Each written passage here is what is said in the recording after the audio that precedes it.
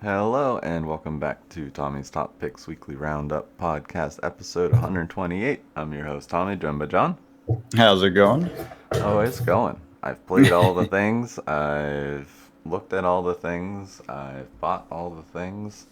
Oh no. It's cardboard. It's It's cardboard. cardboard. We got some cardboard to talk about. Yeah. No, luxury cardboard rectangles. That's right. Yes. We're going to talk about some magic, obviously, from the title of this podcast. We're going to be talking about some flesh and blood. We're going to be talking about some sorcery, some Star Wars.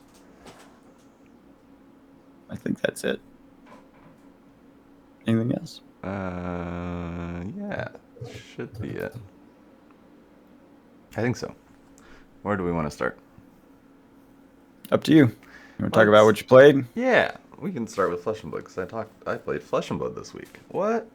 Yeah. I What? drafted Arcane Rising Oh, fun. How'd that go? for a buddy's birthday. It was a ton of fun.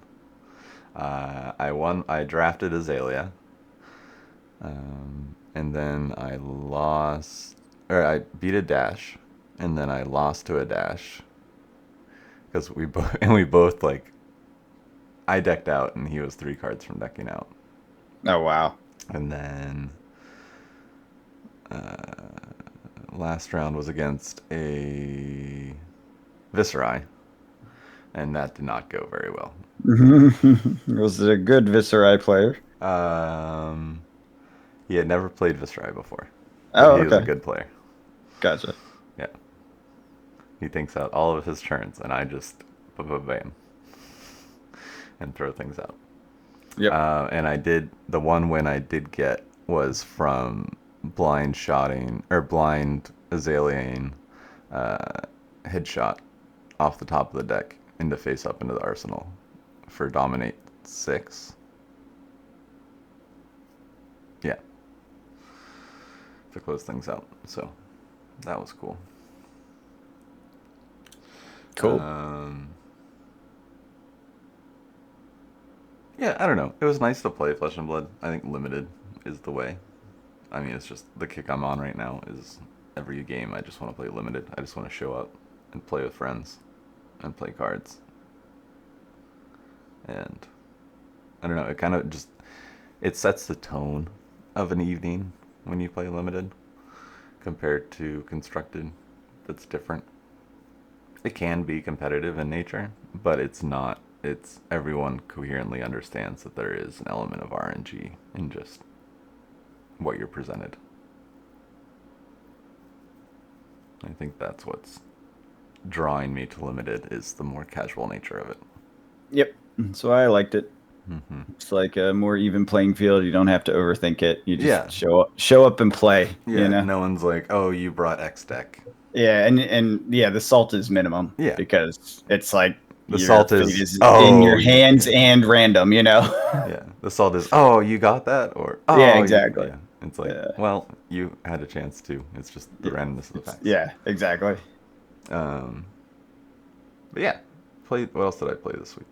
I played Star Wars. I brought my Leia deck to locals. I went 3-0, so that was fun. Saving up more store credit for when set 2 launches. We'll get into that later. And when Skaventide launches, by the way, same weekend. What a weekend that's going to be. And we're 2 weeks away? Yeah. Yep. Oh, man. Yep. Yeah, that weekend's gonna be real busy for me. We're gonna have to figure out the podcast. That might need to be a pre-recorded or a late one so that we could talk about all the things. Late one so we can talk about all the things. However, maybe we do a live podcast. No, that doesn't. Yeah, sound good. That's madness. Maybe we could try, but I don't think that'll work. While talking, we're opening Star Wars boxes. Could do that. That's definitely possible. Done that before. Let us know down in the Let us know in the comments below if you need our still bouncing image for the podcast, or if you would prefer that to be replaced with us opening up a bunch of Star Wars boxes, or that be its own separate other video. Yeah, and Tommy being distracted, so it will be less of a Yes. podcast and more of a response to the things we're opening or Yes. he's opening. Nothing wrong with that though. We've done it before. It's been fun. Yeah. It's got to fit within schedules. Yeah. Things are crazy for both of us. But yeah, I think that's all I have on Flesh and Blood. I had a massive Magic day yesterday. It was the best Magic day so far, and as far as I'm concerned, I think pretty much everyone in the pod agreed. Honestly, we're all switching things up a little bit, and trying to shake the salt off and do things a little differently, which has been fun because it means like, well, and our power levels increasing as a pod. Like we're each getting a little better at the things that we've been trying to do. So I had 2 decks graduate today or yesterday. Basically, they were in testing over the past months, and they performed. They didn't necessarily win, but they performed well enough where I'm like, okay, Winning isn't in your control in Commander. It isn't really, honestly, my goal most of the time. It's about managing my board state, making sure I get to do the thing if I can, and then kind of playing the politics of the table, because that's usually how you win the game. Yeah. I know how to win. I sit quietly, build a state that no one notices, and let everyone else bicker. And, it's easy to win a 4-person pod if you're mindful of how people react to different kinds of stimuli. That's not the fun in the game for me. Like, I've won a lot with weak decks because I let everyone pummel each other, and then I just sweep the board after everyone realizes I really was a threat, even though I didn't seem like one the whole time. So but winning isn't the goal here. So yeah, my Dina deck finally graduated. Dina combos, lot of infinite combos. Probably my most salty at a general table deck, because it has some crazy infinite combos. Like a lot of them, actually. That's kind of the theme on the deck. Mm-hmm. Very difficult to win with, though. But when she wins, it's like, yeah, if you don't have an answer right this second, sorry, game's over. I won. So that's why it's salty, because it's like it's not really much interaction unless you're set up to interact with her. So we were playing this 4-person. Everyone was bringing their powerhouse. Like it was Super Friends, Nico Bolas, which does stupid things and has its own super combos. I think it was Necrons, which has been optimized and it's gotten very good. And it was. Oh Lord! Oh, I know. Aragorn, the King Returned or whatever. Uniter. Yeah, that one. Yeah. So, oh man, that deck is just gross and really works off of the was it the King synergy, whatever that is, Monarch synergy. Mm-hmm. Oh man. So that one was probably the weakest at the table. It's relatively new, but it was made by our friend who's quite good at making decks. So even his weak is probably what most people would consider like at least an 8. He doesn't even agree that power levels are a thing and you should talk about it. So that also adds to the challenge of dealing with playing against him, because he's just gross. Well, I don't think it's that. I think it's mostly he's like, I don't care what you play. Yeah, he's sure. Like, bring your hardest deck. He's played against CDH players, right? Regularly. So he's like, I'm not that good, but I don't care. Like, wreck me. It's fun. And he likes making decks that just are really synergistic, and he's good at it. He's been playing forever, so he's very good at that. Anyway, so we're all playing, we're all doing our thing. I'm staying quiet because Dina's got to be a quiet build to board state where you can kick the combos off. A lot of them are 4-card combos, so you gotta pray you don't get your key critter removed or artifact, like there's all these little things. And I'm like, yeah, it's kind of working over here. I guess I'll get there. I don't know. And they're doing their thing, building up and whatnot. And the table starts going off. Like everyone starts doing their thing. Nico Bolas starts causing issues. Aragorn starts attacking with human synergies that build more humans. And then the Necrons are getting to a crazy board state. I think what triggered it was the Necrons pulled out some card that, and I don't remember what it is. You can take half of the life of the enemy player. Some artifact that does this, and you take it. So his life went way up, and it like freaked everyone out. So everyone's like targeting that, and like there's a lot of dynamics going on. Anyways, I got it. Not the simple combo, the Exsanguinate, that one, the 2-card combo that everyone knows, because they all know it and they'll remove it immediately. But I got to the chain of acid combo with an indestructible land to target, and then magecraft to take the infinite cast triggers and do the life gain, life loss thing. So I did get it out. It took 2 tutors to get there. I go, okay, unless someone has a response, this is game right here. And everyone's looking around, and AJ's like, oh, okay, does this work? And he pulls out this oh god, I can't remember. It was like a Teferi's protection, but it wasn't. It was like creatures can't take damage, or they become hexproof, can't do this, can't do that. And then at the very bottom, it's like also players don't lose life. Like it has 5 or 6 things that happened, and he didn't read the bottom at first, so he didn't think it worked. And then he threw it out, and it literally saves everyone at the table. And I'm like, yep, that works. I was like, you stopped my combo, and I was like, well, let's see if we can do a board state again. So I was like, this is going to take a while for my side of things. So again, I'm no longer a threat, which is funny. They don't care. I'm trying to get a board state back up, and Nico Bolas has now pissed off everyone, and he's being targeted. He's down to the end. He does one of those emblems. Everyone gets an emblem where you lose a life at the beginning of your turn, which I didn't know this, but apparently emblems outlive the player. It's like the only thing in the game that can outlive a player. Yeah, I was like, what? That's BS. Yeah, emblems are they're permanent.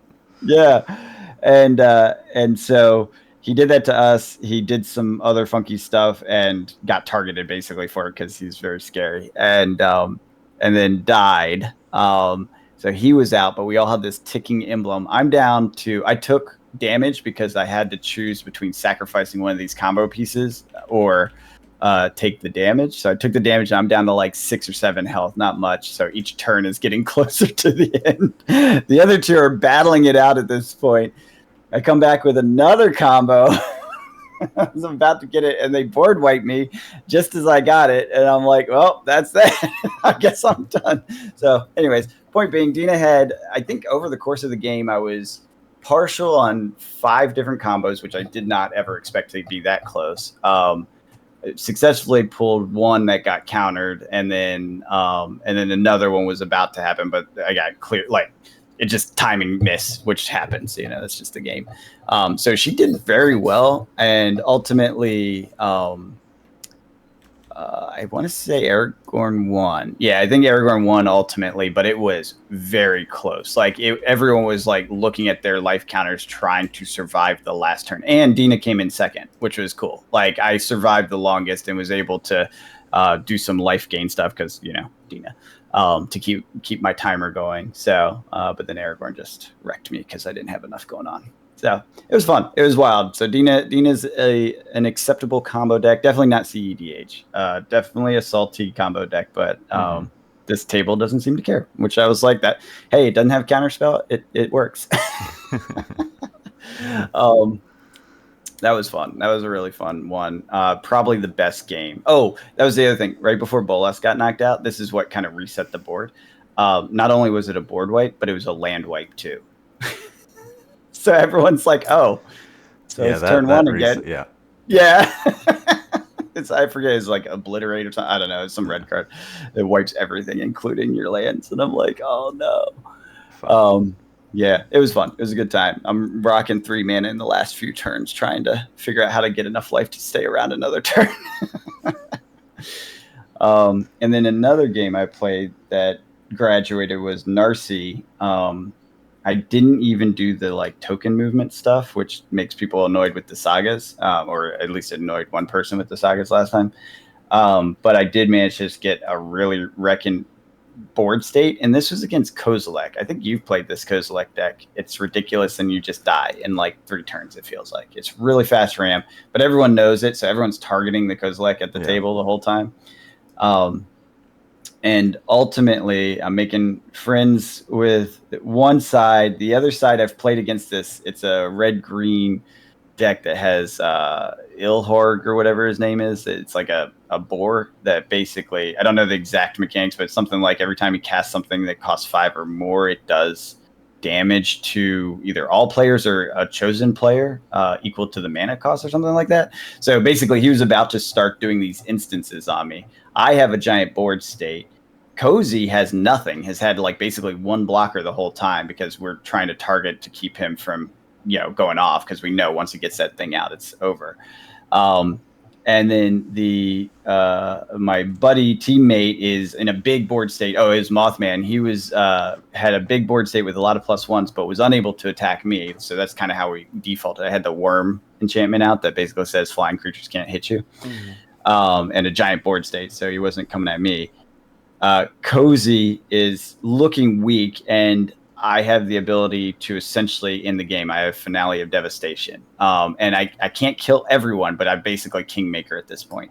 So I look around, and Cozy looks weak, and he's basically been my friend. Like, we've been working together somewhat. He's like, please don't, because you're the only reason I'm still alive, because you could kill me. He was down to low life.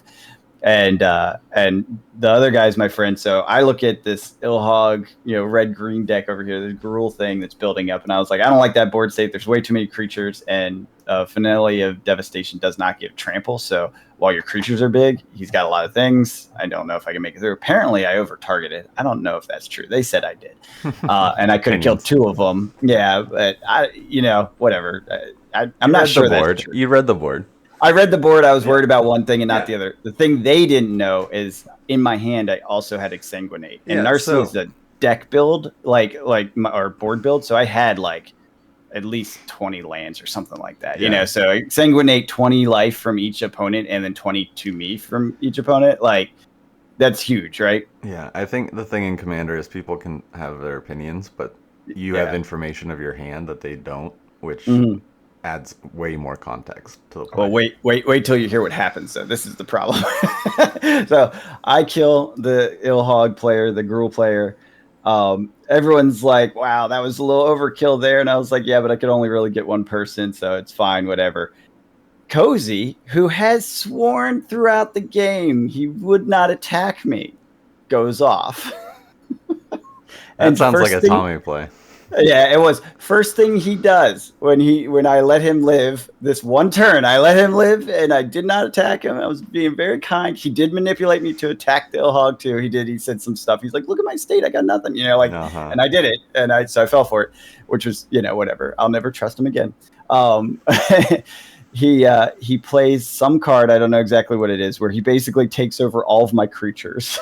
And multiple of my enchantments had just been turned into 3/3 zombies using Yeah, so my enchantments start getting pulled off. I only have 4 sagas because they were copies, 2 and 2, and then 1 other enchantment at this point.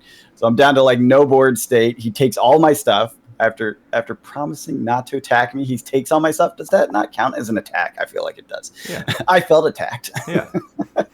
Anyways, he used this Emrakul, which I didn't even know this was a thing.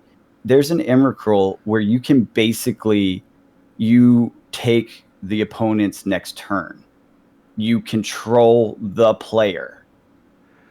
Have you heard of this? No. There's cards where you can take control of a player. I was like, I feel like Commander's changed so much since I've played.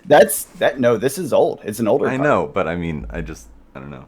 Yeah, I was just sounds like from what you've been saying, it sounds so different. Well, yeah, and we also played a very specific type of Commander, so I think, it depends on your pod. This pod has been kind of slow building to figure out how to play with each other in a way where everyone feels like they're having a good time. That's the core intention for everyone, which is great.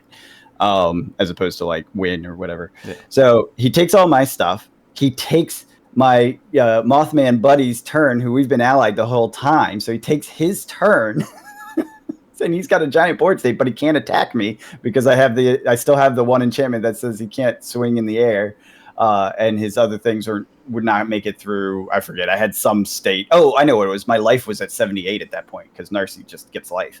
And so he's like, yeah, I don't have enough to kill him, and I can't swing in the air with my big guy that would cause the other effects to go off.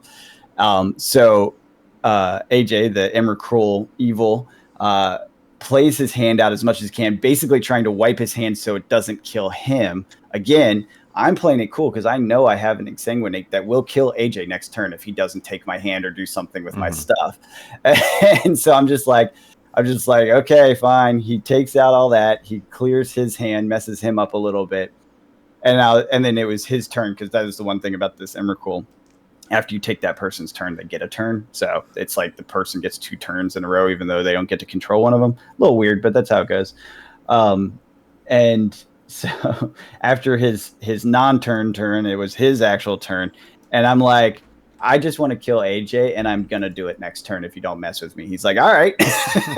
So he does. He sets up some board state, and then I think he swung at him or something. He did like a little ping damage here and there, because at this point he's got all my guys and all the horrors are out too, all the Eldrazi. Yeah. So he can't swing through it, but he has like little, I don't know, instant one damages or whatever. So that gets him down to like 12 or something. And I think I had enough mana to do Exsanguinate at like 14 or 15 or something like that. Whatever it was very close. I was on the edge of, can I kill him? Can I not? And the extra pings got him to, oh yeah, I absolutely got him.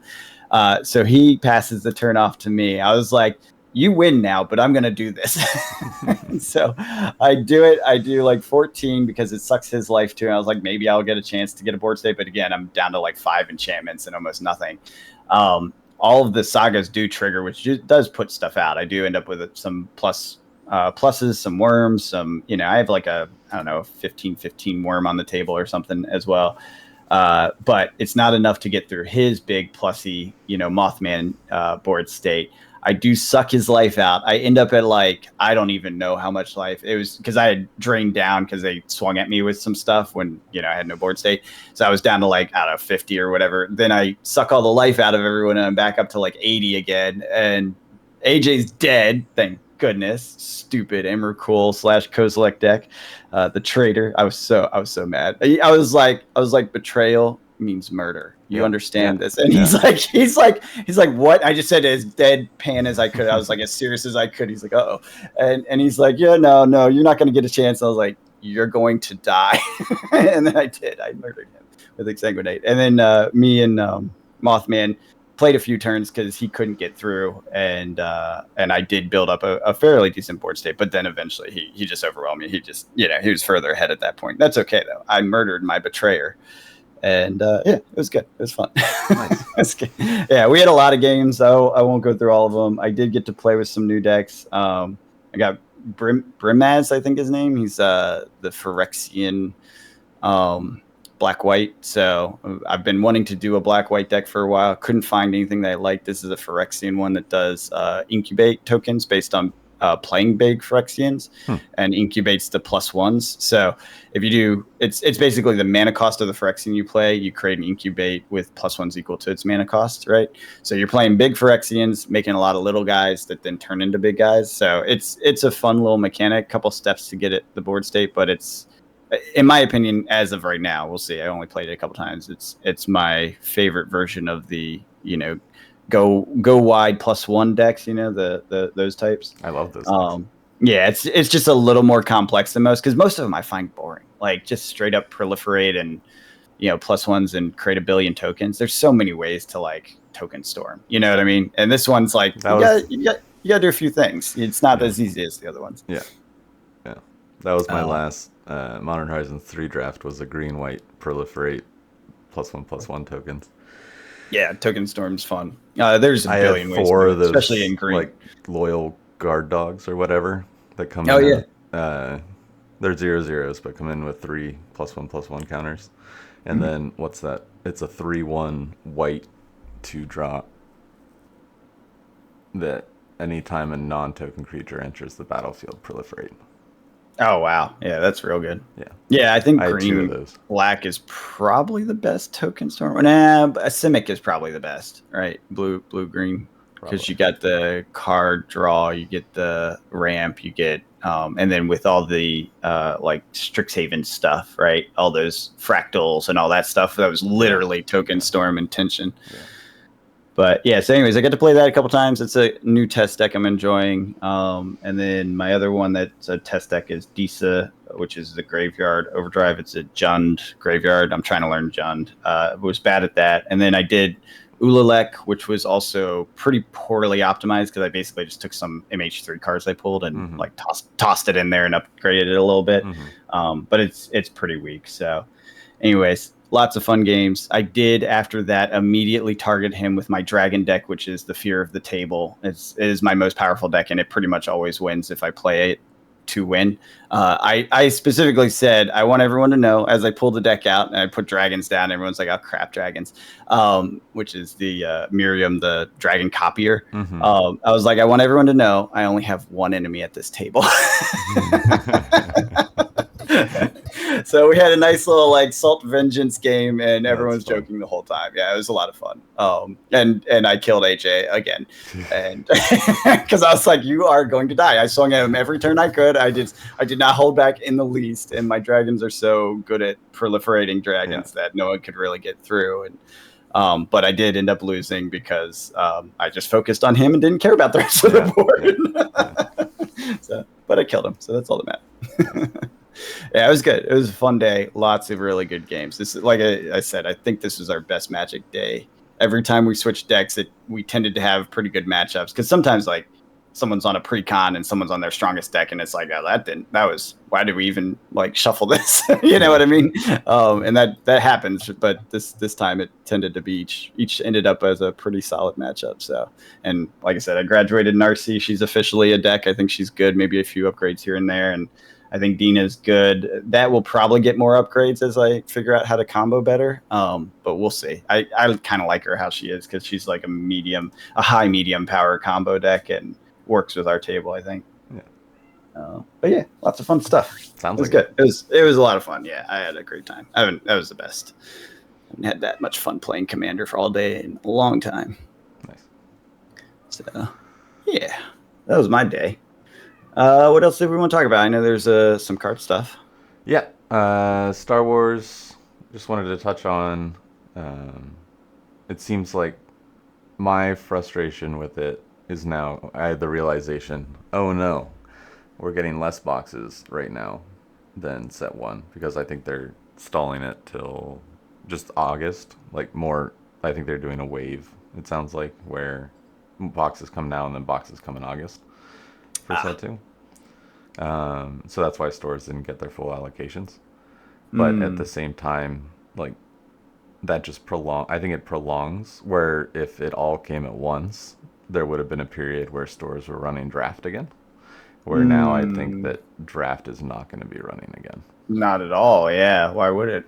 Yeah. That's a shame. So, I mean, some stores will because they'll set aside boxes. But I know a lot of stores probably won't. So we talked about this before, and I wanted to bring this up because there's a point that was brought up in the Discord tied to the wholesale stuff.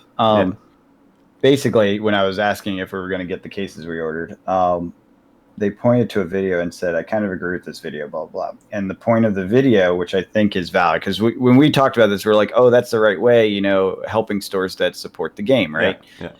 I think we're wrong. I think the opposite is true because at this point, set 2 in a game's life cycle, you need to continue growing the fan base. Yes. Stores that haven't been able to get it before and are trying to get it now can't get it at all. Correct. So it's isolating the game. It's not expanding it. It means less stores. They can't expand it. There isn't enough product to expand it. I understand, but like if new stores can't be added to the list, your attrition will win, right? Because attrition is going to happen regardless. They could have a perfect release and stores will fall off and players will fall off. That's just how games work, right? Yeah. And by not expanding the reach, you're now helping attrition win. And that's where this is a real big problem. And I think a lot of stores are basically never going to carry it because of this. They are that mad about not even having access at all. Not even because if it's temporary till November, like this year it's solved. I'm guessing not based on what this video is saying because they're mad. They're mad that they aren't able to even get it and that they basically are favoring those that already have. It's like the haves versus have-nots argument as always, right? Yeah. It's like the big stores that have a ton of money, they're the only ones that are going to get it. The risk. Yeah. They took the risk, but that's the thing. some of these stores didn't even hear about this. It's not like they had a huge marketing blitz before this came out. Yeah, It they was did. not. It was Yeah, they not the did. best advertised game. It was not the best advertised game, It had and most YouTube people were ads. surprised it was huge. Yeah, but no, man. Sorry, it It was had not the best YouTube advertised. ads. I saw more ads for Altered than I saw for Star Wars. Yeah, they're the same company. And I saw more ads for Altered. That's what I mean. Yeah. It was not a huge, and I don't think Altered's been. It's not? No, Altered's that other car game. Like it's a new. It's not FFG, but it's. Oh, okay, I got you. It's under Asmodee, publisher or whatever. Yeah, I got you. Which I'm sure the marketing comes from that level. Yeah, it probably does. But point being, like, I saw more of that than I did for Star Wars. And again, I think even they were surprised at the demand, right? So they didn't see it coming. Right. So I don't know. I get it. I understand why they were supporting loyalty for people running events. But guess what? Now no one's going to be able to run events. Because it's not even just based on if you ordered product for set one. It's that you ordered product and ran events. And ran events. Yeah, I get that. And I think the problem is, like, I couldn't get product to run events, and now I definitely can't get product. And why would I ever support this game? You know what I mean? That's it. They've made the stores salty now. So I have a feeling this is going to lead to a bit of a spiral of disengagement. I mean, even you, who is, I would consider it a mega fan, is getting a little frustrated, it sounds like. So yeah. Oh, absolutely. So yeah, one of those things. Unfortunate. Yeah. Yeah, because just like calling around and trying to get a box. I wonder if my pre-order is going to go through. The one you remember, our local. Oh, that will. Yeah. Will it? They didn't have their allocations when they took those pre-orders. Yeah, they did. They don't think so. No, they didn't have it when they took the initial pre-orders, but they were told a window of what they were going to get. And then once they got their allocation numbers, they started limiting it to one until they ran out. One box per person until they ran out. Oh, okay. We'll see. But my disappointment is waves. Did that count the waves? Like, am I going to get my box in August? No. That's are you sure? Yeah, because I know how distro communicates, and it's not as clearly as you're saying. No, it should be. It should be fine. We'll see. I feel like you would have gotten a call by now because they have their product. Oh, that's true. Yeah, that's right. That is true. I would have gotten the call by now because they would have reached out and said, "Yeah, you're not." So I'm off the cut. I made it above the cut. Yeah. Yes. Some people got the call though. Yes. I'm just gonna piss people off even more. Yeah. Well, but I did. I mean, I have boxes. I have boxes coming. We're going to be opening a lot of boxes still, but just not as much as set one. But that's okay. Yeah. And I think that's okay because I think if I were getting here's the other part of this, right? Is if I was getting into Star Wars right now, if I was a new player, I would encourage them to open set one instead of set two if you're going to open a box. Otherwise, just buy singles. Yeah, I was going to say, I wouldn't open anything. I would just say, I know, buy but if singles. you're going to open something, open set one because the power's still there. I don't think there's a lot of cards in set two, unless you're building some of these new archetypes, that a lot of the legendaries may not be that playable compared to set one's legendaries. Yeah, I mean, as always, buy singles. I would say don't buy either box because both of them are going to come down when they get this and that's the other thing. situation set up. Like, if you have to get it, buy singles, or more realistically, what most people are going to do is just wait and therefore probably lose interest. And that's why I'm not willing to pay above MSRP. Yeah, it's unfortunate. It's just I know it's going to come back down. Yeah, well, they all but guaranteed that. They said we have another wave coming. Yeah. So I don't think the second wave in August will bring it to MSRP. No, the December one. November, December, yeah. Yeah, the late year one is what I'm talking about. Yeah. So play Star Wars next year's people. Yeah. If you're not already in. Yeah. It's just hard because like I can play it, right? Because I have the cards. Yeah. And I can build a friend or two a deck, which I do for locals. But I can't go around being like, "Hey, come play this game with me." Yeah, you can't. Yeah, and that's what I'm talking about. Like attrition wins in that scenario where you can't spread the And game. it's very hard for a new player, to hop in and then just buy singles. Like I get everyone knows that's the right thing to do, but like as a new Oh, I get it. player, you want to open packs. 100%. Yeah. That it helps inspire your deck, right? It's like, what did I pull that's cool? Okay, I'm going to build that. You know, Right. when you don't know, it's Right. random is a nice way of deciding. Right.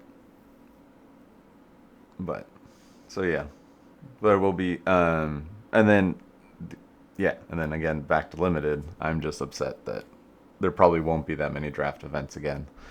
And then I'm missing pre-release weekend because it's on 4th of July weekend. What? Oh, right. Pre-release weekend Yeah. would be the week before. Yeah. Yeah. I did look where I'm traveling to for 4th of July, and then I was like, is there a pre-release nearby? What? The You cannot closest. leave your wife and go and play games. It's not It's acceptable, family Tommy. reunion. It's fine. You can't leave your wife with your family. It was an hour away, so I said Yeah. Tommy, don't, never. There's no. no I was way. just curious. It probably wasn't going to happen. Zero okay on that. It's only 20 minutes away. I'll be back in 4 hours. Yeah, exactly. Wait, hang out with my family. Yeah, it'll be fine. Yeah, I mean, I know she knows him, but it's still like it's just not. It's not right. No, and it's too far away. Yeah, that's so funny. But yeah, Anything else with Star Wars stuff? I think that's it. You wanted to touch on some sorcery stuff? Well, just the news. I'm sure people have heard. Obviously, Kitchen Table TCG had Simon on for their live cast, which was pretty cool. That was fun. I enjoyed the live stream or whatever. And Simon, he's hilarious. I love him. He's a great community manager. He's definitely a gem of the sorcery world. But basically, they announced the actual date for the next set. Arthurian Legends is in.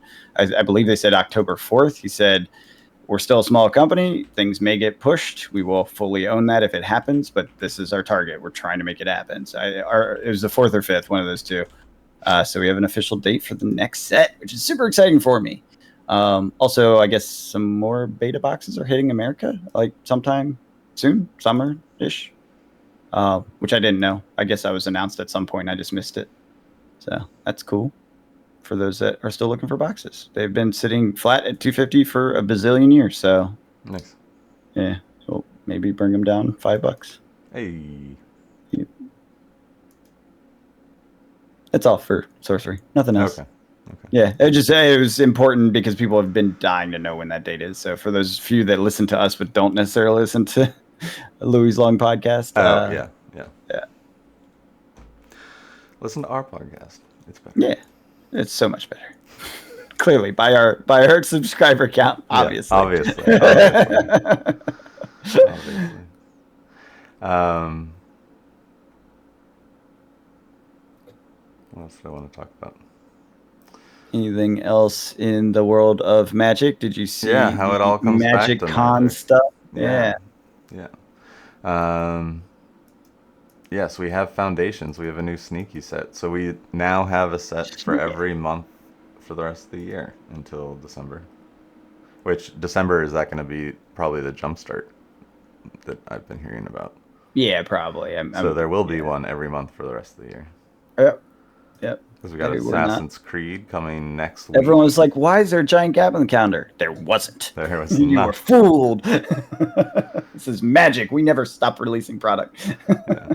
Because Assassin's Creed is next week. And I did find a box of Assassin's Creed for 300. Oh, cool. I didn't even buy it. I didn't even care. You wanted Assassin's Creed? I thought you didn't care about Assassin's Creed. Universes Beyond. I don't know. I just like collecting the collector boxes. Oh, nice. Lucky you. Forge and Fire has them up for pre-order. I think they're $289 if you buy 2. Cool. Because I was looking through some of the cards and I didn't realize they did like every single game, which is super cool. And then, did you see the Capital Line Triad card? No, I don't think so. I know I saw a bunch of the cards for Assassin's Creed, but I don't remember that one in particular. It's a 10 colorless legendary god artificer creature. The spell costs 1 less for each historic card in your graveyard. And then exile any number of historic cards from your graveyard with a total mana value of 30 or greater. You get an emblem with creatures you control have base power and toughness 9/9. Well, that's a busted card. That's going in that Kozilek deck, I bet. Yeah. That's terrible. Okay. Yeah, I knew the power level's really good on this. There's a bunch of cards I'll probably pick up singles for, but yeah, I just don't care that much. Yeah, I think I actually bought the I can't remember if I managed to get it because the way the queues work for Secret Lair. I think I bought the Da Vinci style paper, you know? Oh, neat. Yeah. Yeah, it's like a bunch of equipment. One of them's like they're like Whispering Shroud, like just kind of useful equipment, not super useful, but pretty useful equipment, and it's with a really cool art style. So I got in queue and I missed it the first time because I walked away from my computer, and then I think I went back and bought it the second time. But if I screwed up on the queue the second time, then I just didn't buy it. I can't remember if I bought it or not. We'll see. We'll see in the mail. Yeah. But yeah, there's some good cards. Buy singles. Seems neat. I have no use for this set, but I like collecting the collector boxes. Gotcha. And I do think singles will be cheap because the Beyond booster bundle keeps, like, I know it was on the TCG player sale for 109 or something, and then it sold gangbusters. But then I've seen it since on other sites for like 100 flat. Gotcha. And then people think it's just going to keep going down, just because there's 7 cards per pack. Oh yeah, it's like it's weird. And it's the epilogue booster style. And there's less cards in the set too. Yeah. So it's like even more like why get a booster box? Right. And it's Magic, so it will be open. Yeah, I was gonna say there's fancy prints in there, right? Like the fancy arts in that box though. What? Like alt arts and stuff. Yeah, I thought so. Yes. Yeah, that's like the thing. It's kind of like a set booster with, you know, how the set booster had like the goofy, like the weird art treatments and stuff. Yeah, so that's like the draw for it, but I don't know if that's a really good draw. It's kind of like what you could pull in a set booster, kind of. Yeah, exactly. Yeah. So you get the weird alt arts and the special treatments and all that stuff, which is, I mean, it's fine if you're trying to like have some fancier stuff or cooler looking stuff. But I don't care about Assassin's Creed that much. I played the games, or I played a few of the games, but they were not like core to my existence in the way it is for some people. One of our pod members is all over this. Loves it, and it's cool. It's just not my thing. It's fine. I love it. I don't have to buy everything. Yeah. Like I skipped Doctor Who because I have no interest in Doctor Who. Yeah, exactly. Like I don't have Doctor Who either. That's another one I skipped completely. But seems super cool. And then the other thing I grabbed was for our Winstoning, the Outlaws of Thunder Junction play box for 109, which seems good. Yeah. Surprised it's that low. Yeah, they're doing, Forge and Fire is doing this like cycling summer sale. Oh, I see. Where there's a bunch of things just on deep discount. Nice. Which is pretty neat. They had MKM play boxes for $75. Wondering, so Rudy did a thing recently about Ravnica collectors, and I did buy one because it basically jumped on TCG Player to like, I don't know, 300, 400, whatever it was. And I did buy one. It was still cheap on Amazon, but the price had jumped up like the next day, so I wasn't sure if it was worth checking out. Let's see. See if they actually still have any. Oh, $269 now. Yeah, I think I got it for like $220 or $230 maybe, which isn't great. But I that was one. I don't know if you remember. I got a bunch of them and I opened them because I was looking for the serial card lands, and they were great to open. I actually really enjoyed them. But I opened enough where I was down to one box, and I like to have 2 of each collector box. So I bought that at like $230, which is too much, but I was like, whatever, it's fine. It's kind of pushing up right now anyway. So we'll see if we end up with a another wave or something. Oh no, they can't because the serial Serialized, cards. Yeah. So it's fine. I don't feel bad about that buy. Yeah. I do want to get some Horizons 3 play boosters, but I think that's going to be printed for so long. It's going to be around for so long. It's going to come down.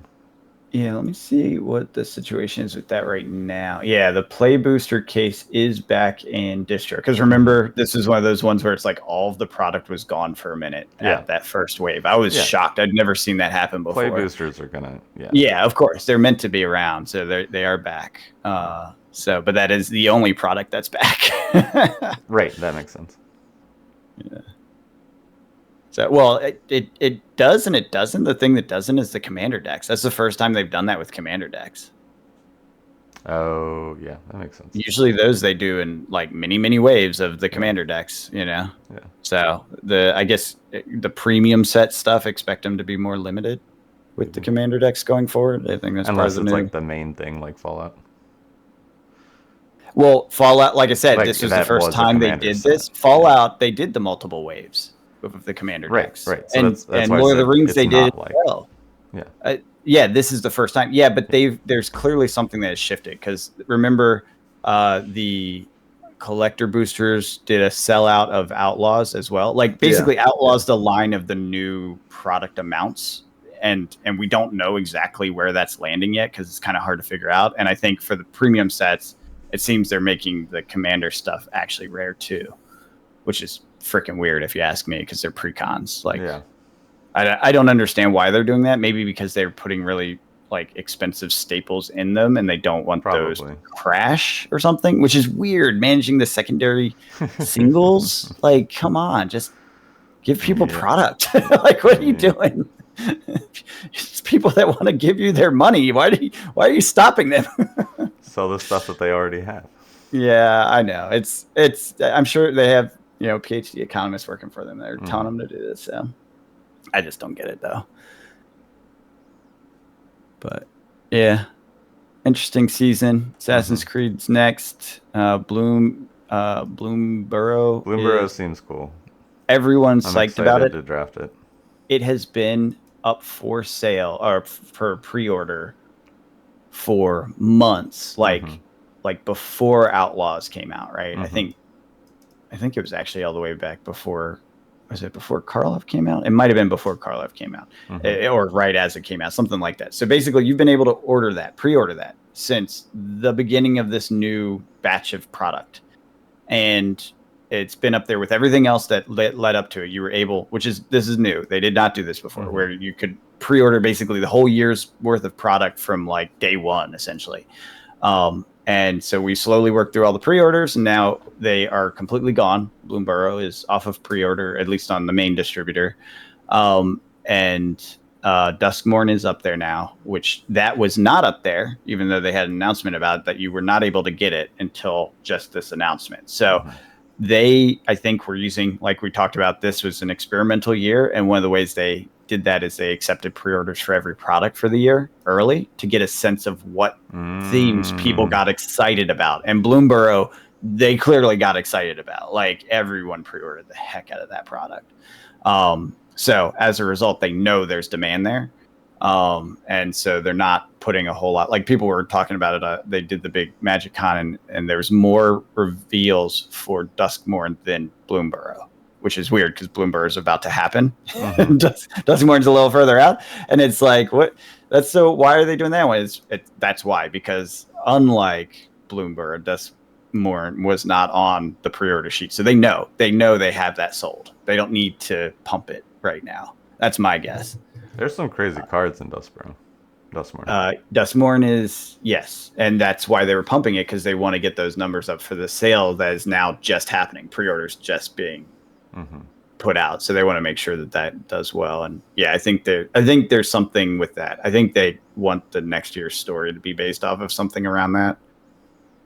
That's my guess. I'm guessing Eldrazi and horror and that sort of stuff is going to be a theme that they're going to pick back up as part of the arc. And then it will probably go and corrupt all the little fuzzy creatures in Bloomburrow, which would be freaking hilarious, little tentacle rabbits. Could happen in standard that way. Yeah, I don't know exactly, but this was an experimental year. They're getting their data. It seems they figured some things out. Some things they did not work as well as they thought, and some things they adjusted, obviously, along the way. But yeah, overall, I think they did a pretty good job this year. If you think back on all the sets, Yeah. biggest fail was Karloff Manor. Everything else has been pretty solid. Market has accepted it. Mostly it stayed flat to very slightly negative at most, other than Karloff, Yeah. which crashed. And people seem to be eating up the product. Like there's a lot of new players coming in to Magic. Yeah. I'm still waiting to see the long tail on play boxes to see what the story is. Yeah, we won't know that for like a full Right. 2 year cycle. But yeah, I agree. I'm curious, like, how much did they end up printing? What does that look like in the long run? What does that do to the prices? I'll tell you, we were having this conversation Because at the table. I'd much rather have play boxes than collector boxes. See, this is the conversation we were having. I was like, look, you guys, if you want a bunch of cards, absolutely, your play boxes are your better bet. Yeah. All this stuff. I was like, if you want cards that hold value, though, Yeah. collector boxes are a better bet. Yeah, absolutely. Because you get all the rarefied versions, foil versions, full art versions. That's how they make those packs. So even your commons are the more expensive commons, Right. typically. Right. Not always, but Right. typically, especially with this new wave of product. Anything you open in a collector box tends to hold its value. Anything you open in a play box, like 1 out of 100 cards tends to hold its value, you know? Yeah. So that is the variance. Now, if you don't give a crap about value and you're just like, I want cards to play with, yeah. Obviously. Yeah. The problem is, do you want all that bulk too? Right. Because I don't. That's why I don't open those anymore. I was so close because I was missing some Phyrexians to opening a Phyrexian. I have draft boxes, a bunch still. I was like, I could just open it. I was like, no, it's a draft box. I'll get like 2 cards out of the entire thing that I actually want. I was like, this is such a bad idea. I was like, I'm not doing it. Yeah. So, yeah, that is the difference. But yeah, I'm curious how play boxes go with Winston. I'm looking forward to when we get a chance to do that. Yeah. Yeah. Yeah, we got to get through that March of the Machine box. I'm down. And then it's been a lot of fun. And then we'll move on to Outlaws will be here by then. Oh yeah, that'll be fun. Yeah. And then, but yeah, I think that's all I picked up were those 2 boxes. But then we have what? I was just about to say. I mean, that'll take us a long time. Yeah, exactly. And that's what's kind of the crazy thing is like, we could basically at the rate that we get together and actually play, we could play a new set every time. Oh, 100%. Easily. Like, easily play a new set every time. Like, yeah, we don't need to buy a box. We could buy, like, a bundle. 6 packs and, or bundle. Yeah, that's a good idea. Yeah. You just buy the bundle for each thing, and that would still work perfectly fine, I think. Yeah. It is nice to revisit. Like, I did like that we went back to March of the Machines, because now I feel more familiar with it, you know? Oh, yeah, absolutely. Yeah, I mean, playing Limited in a couple times of a set will make you attach you to the set way more than if you did. Oh yeah, well, because you have to spend the time with the cards to even have a chance. Yeah, and only the cards in the set. Yeah. But yeah, then the last month we have is Foundations. We're going back to core sets. Yeah, we'll be around for at least 5 years. And so they said. So I guess it's somewhat mysterious because I've read a couple different things on it, so I'm guessing they only kind of gave a little bit of an idea about it. So one thing is it's going to be around for a long time, right? Yeah. Second thing is it was the surprise set no one thought, right? So it's in that time frame. The third thing is that it is apparently focused for new players. What? This is the part I was confused by. Typically with core sets, that's higher power level but easier to pilot cards. No, core sets are usually weak. Like there are some powerful cards in it, but they aren't like crazy combo. They're just like like board wipes or one powerful 1-drops, stuff like that. Like stuff that just inherently have value and are good. Like tempo value. Gotcha. So it makes the new player feel like they're doing big things, but they didn't actually have to puzzle anything together in their hand. Yeah, gotcha. I'm just curious, like how that's going to work because it's going to be in standard rotation, right, for a billion years. Yeah, 5+ No, years. like I don't understand.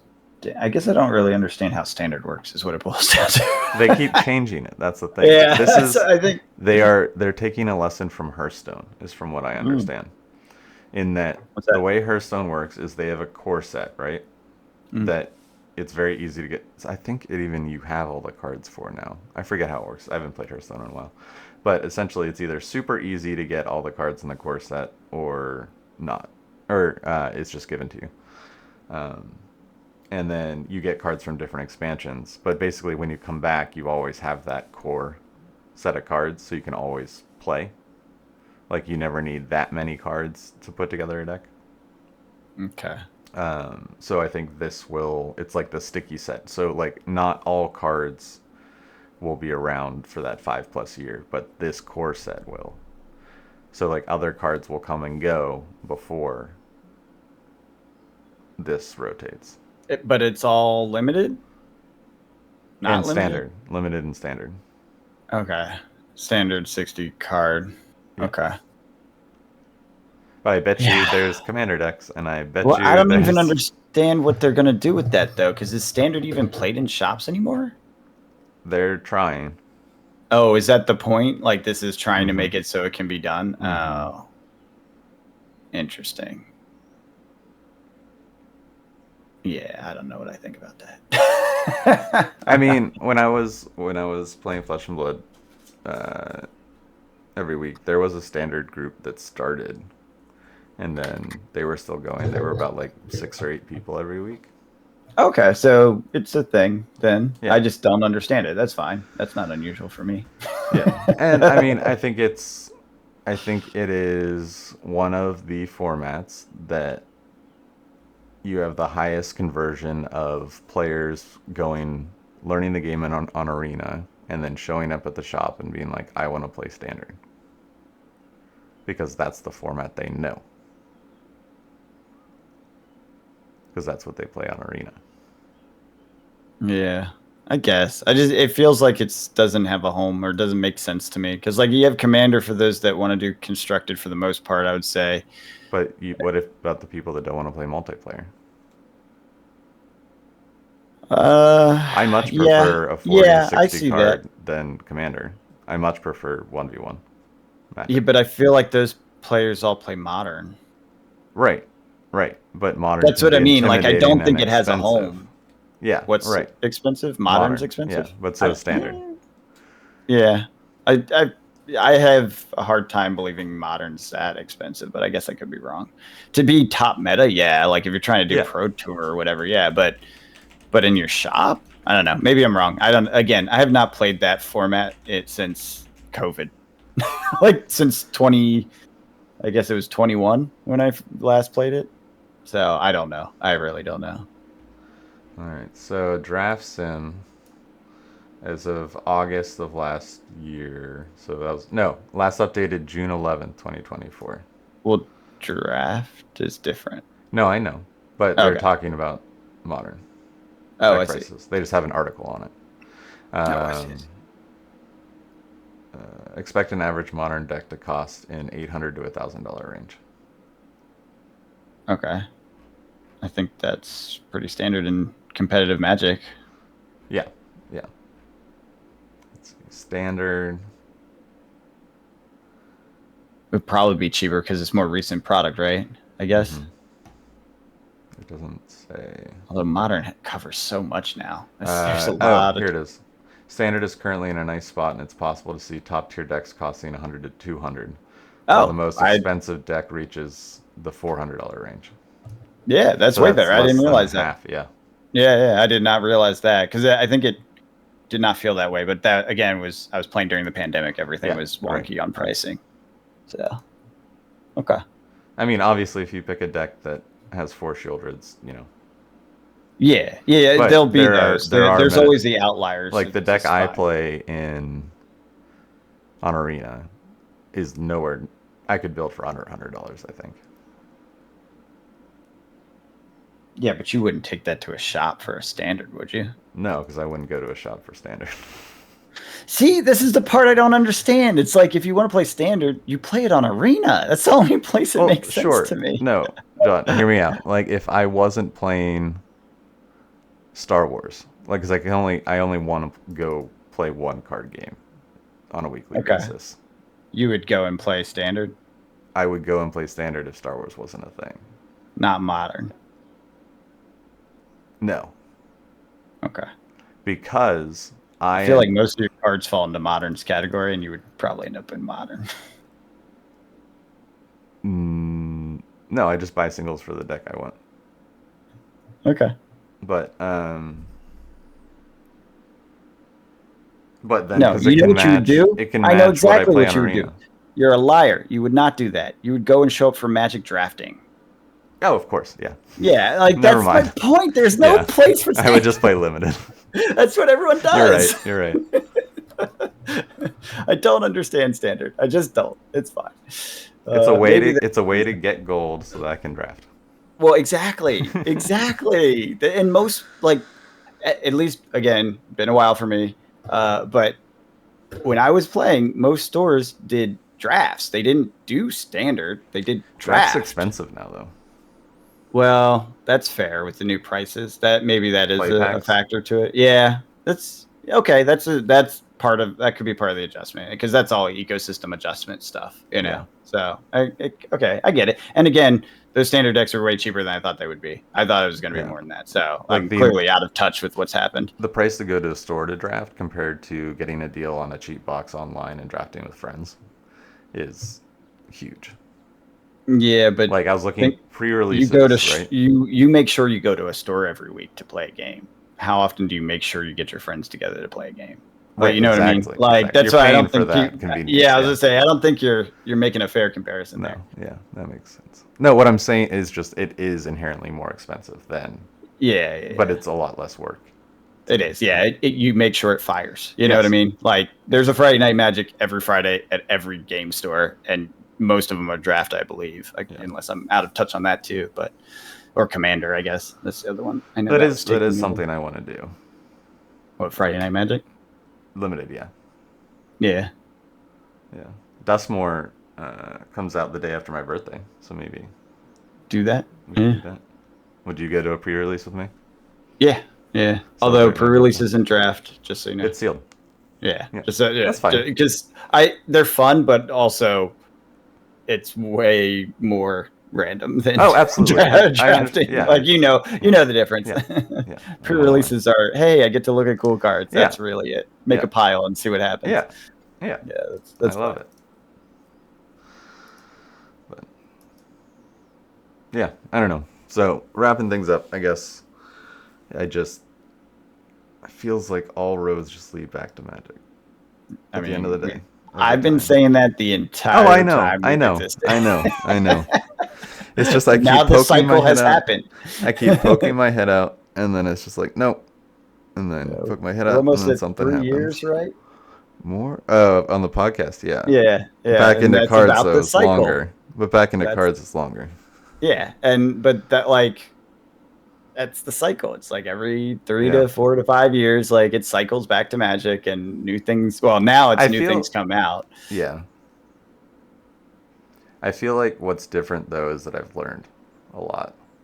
Well, yeah, that's our journey though. Yeah, exactly. Like Doesn't the mean the pattern was No, different. We just no. experienced it. Yeah. And I'm not coming back to what I used to do. Like I used to not like limited. Oh, I was But playing now limited it's- when I got back into Magic. That was my first toe in. Right. That's actually how I found. I found my local shop, which then I found. Yeah, I don't remember how we got into Flesh and Blood, but whatever it was, I found Red Caps because of Flesh and Blood, Mm-hmm. and that's where we made all those friends and started Yeah. doing that. It was limited there. Yeah. Yeah. Limited's great. Yeah, that's always been my fave. Yeah. Cool. But yeah. Yep. I don't know. The rest of the year I was looking at the sets and I'm just like, I'm excited for that. I'm excited for that. I'm excited for that. Foundations, maybe not so much, but Yeah. Yeah, I'm not like for us. so on the rest of the sets, but I'm sure I'll find a commander that I'm like, oh, I'll buy that, and I'll get that commander, and I'll build something off of it. there's 2 cards in Dustmore that scream Tommy Red White. One Oh, is no. Screaming Nemesis, Okay. It's a 2 colorless, uh, 1 red, haste, 3/3. Spirit creature. Whenever Screaming Nemesis is dealt damage, it deals that much damage to any other target. If a player is dealt damage this way, they can't gain life for the rest of the game. Oh, I did hear about this. It's ridiculous. Why? So good. Why? And then the Wandering Rescuer, which is 3 colorless white white. Yeah, Flash, Convoke, Double Strike. Other tapped creatures you control have hexproof. that's crazy. Until end of turn or what? Forever? Just if it's another creature it's tapped, it has hexproof. That's It's insane. not on attack. It's just That's insane. That's okay. There's a lot of insane stuff coming out before that. Like even in Assassin's Creed, some of these artifacts are just ridiculously powerful. So it's clear that the power ramp is happening right now. yeah, for sure. So it's fine though. Yeah, that seems cool. I'm excited for more limited. I've chickened out of doing the for the play box draft on Arena because it's 6,000 gems, and you have to get 6 wins, I think. Mm. And the most I've gotten in Modern Horizons 3 is 5 with a stupid deck. So I'm just not feeling confident enough to do it, but it's fine. I've just been doing the gold ones. But we'll see what's interesting. I like how they switch up what's quick draft each week. But oh, and there was a premier token or a premier draft token on sale, which was cool. There's just so many easy ways to draft for free. I think that's the point. That's how they get you. Yeah. Also, I was looking. I think we might be able to use Draft Sim to draft Winston style, Oh, that'd and be then we cool. could just play an arena, which could be cool. Like Wait, import, what? then just like copy and import the deck into arena. That won't work Why? because you have to have the cards in arena. Oh, true. Well, and And Tabletop I Simulator. definitely don't have the cards for any sets in a long time in arena. Tabletop Simulator. I was gonna say, you want to go back to Kaldheim? I got those cards in arena.